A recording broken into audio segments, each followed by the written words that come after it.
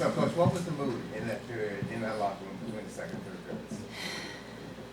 It was a lot better than it was after the first, that's for sure. I think it took us a little bit to get our legs going. Obviously didn't have the start we wanted to, but it's not how you start, it's how you finish.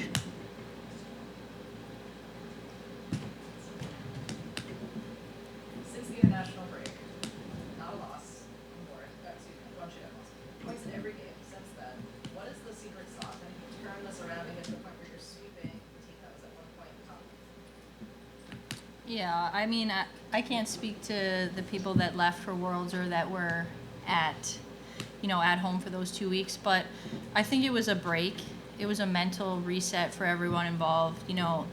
We had so many international players that got to go see some of their friends and some of their family. Like Schafsel was over in Austria back at home, and I really just think this is the first time we've had a league where you practice every single day, you work out, 2 or 3 times a week, and it's a grind, and you don't realize how much you miss your loved ones. And so I think it was a good reset especially for our international group. And then for our girls that were at home, I think we brought in Kelly Babstock, Lexia Gizia right before break, and I think the energy those two bring off the ice is something really special. And I knew we had a special group here, and I knew it was going to click at some point. It was frustrating for sure at points, but I think the culture we've created and what we've surrounded these players with is love, and it's family, and that's how you get success. Well, then also, Susanna, coming back from Worlds, you had a very good performance there with Finland. Do you feel that helps you coming back to the team here? Yeah, maybe now when I think about it, like she said, that it was a mental break. It didn't go that well for us before the break, and it's always hard when you lose games, and just we needed a little break, and then we were so happy to be back together and just somehow drew together as a team. Do you feel like the difficult losses that you had at the beginning of the year, you have finally figured out how to win those games? Yeah, I think really in any sport, when you deal with adversity, you're in a business where you have to find a way to win. And I think, like what Court said, I think we came together at the right time, really when it mattered most, when our backs were against the wall. And I said it in another interview as well. I think we have the type of players that have played at levels where the pressure is very high, and I think that collaboratively as a group, I didn't think we were going to have any issues getting into the playoffs and then being successful being here. Susanna, when you got hit along the boards, you went down, did you just get the wind knocked out of you? What happened on that play? Yeah, it was just when her elbow came straight to my stomach, and it was just like I couldn't breathe for a while, but I was fine after. Yeah. I was going to ask you about that. It was hard on the replay. Yeah. Courtney's biting her tongue. She is. Just take us through that last one, the series winning goal.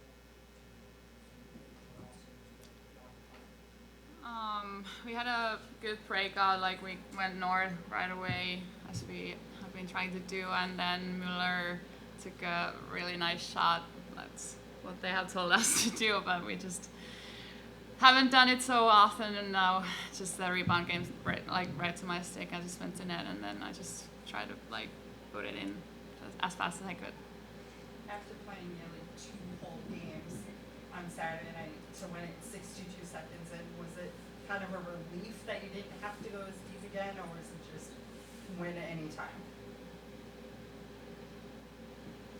Capitalize on chances. I think we were happy that it didn't last longer than that. And I think many fans back at home watching were glad it was quick and short too. But I don't know. It's just a feeling you get when you go into an overtime and everyone's buzzing, everyone's excited, and so I don't think we were shocked by it. How prepared were you to go that deep again? We were excited. We were like, okay, guess we had a couple girls in the lineup that this was our first game back in a while, and they joked that we wanted to just show them what overtime was again. But it was nice to have them back in the lineup. Amanda, Susanna Tapani, congratulations on the win, first of all. I actually have 2 questions about something that happened before the game. I noticed the games y'all were playing beforehand in this tunnel right here. What were those? The games. during warm-ups? Oh, like our warm up. Yeah, Oh. warm-up stuff. Well, keep up soccer. Suski's the MVP of that. She's really good at it. And spike ball. So we have two different things going on. Yeah, and the reason I ask is because, you know, I know, you know, maybe before the biggest game of y'all season, you know, when you go to the finals and y'all are out there clearly having fun, Jack Harlow's playing, you know, I just think, you know, you don't often see athletes have that sort of levity before those big moments. Has that been a focus for y'all, just like to enjoy the moments throughout the season and like keep that, I guess, sort of have a focus on the joy of just, you know, playing the game? Yeah, it's just something we have done like before every game, and it's for sure fun, and like we do it together, and it's also a good warm up. You like react to the ball and like move a little bit, but it's more, I think it's like a fun thing to do it together. A lot's been said about the line management that you did against Montreal game 2, and once again you played game line 4 a lot and they rewarded you. What was your thought process with trying to make sure you ran all 4 when Montreal only was playing 2 most of the time? I don't know. Just kind of feel it. Honestly, like it's just a feel, and I think, you know, when you head into overtime, you have 4 lines.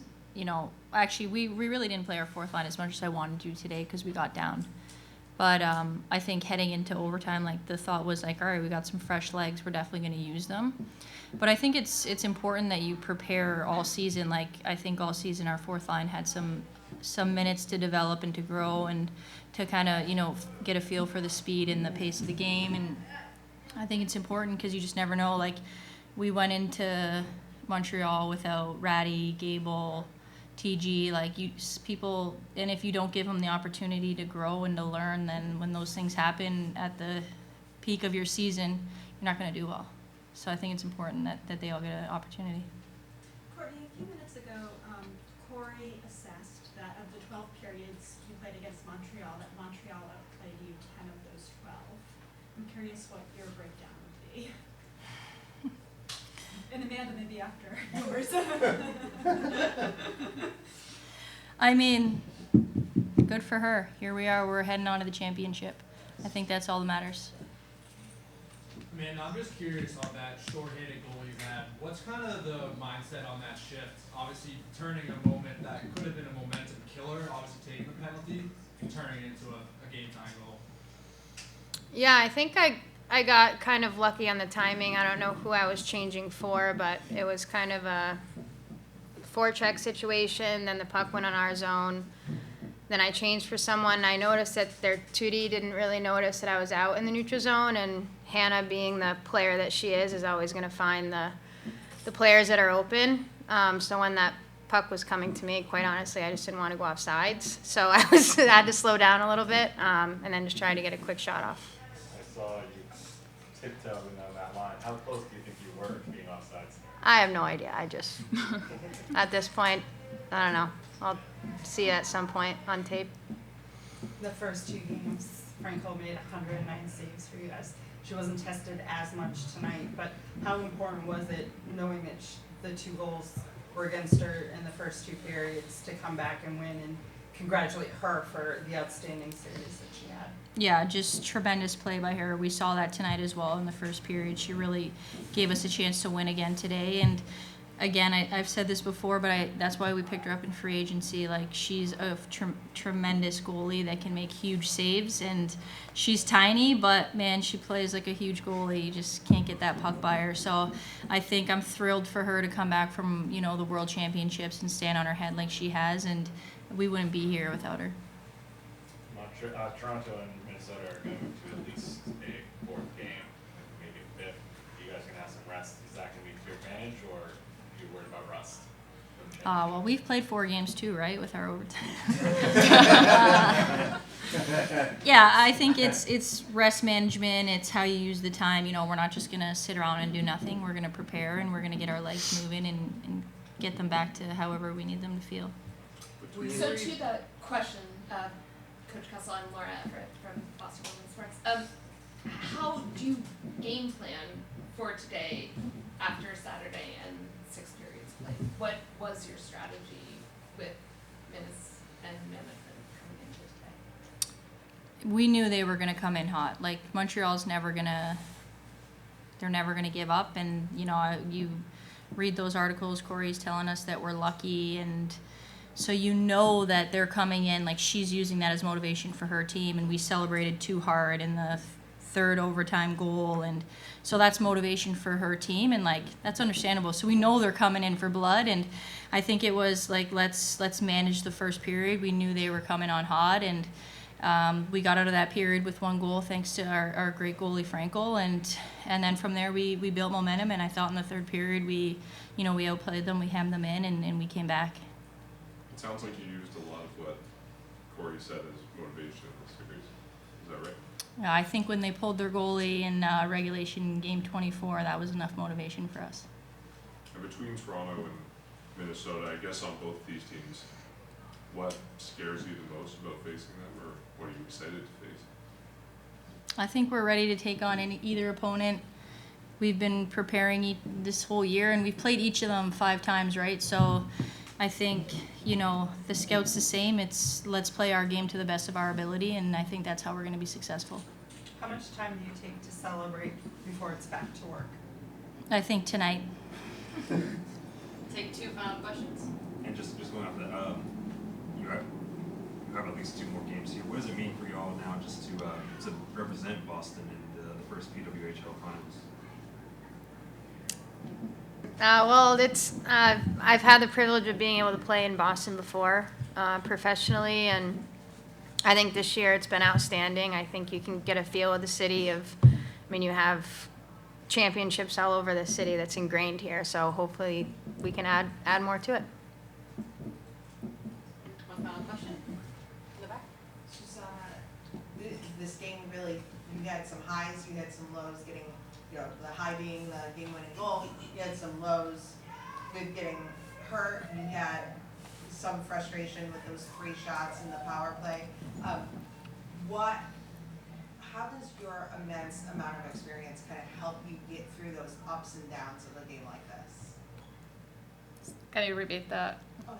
Sorry. How does your experience help you go through the ups and downs of a game like this? Yeah, it obviously helps because we have been like in these situations before, and I feel like I use that a lot actually, like my experience and like my mental strength kind of. So when I was younger, I couldn't manage that well, I think. So at this point, you just know that it like happens, and you just need to forget what has happened before and just focus on the next shift. Thank you guys.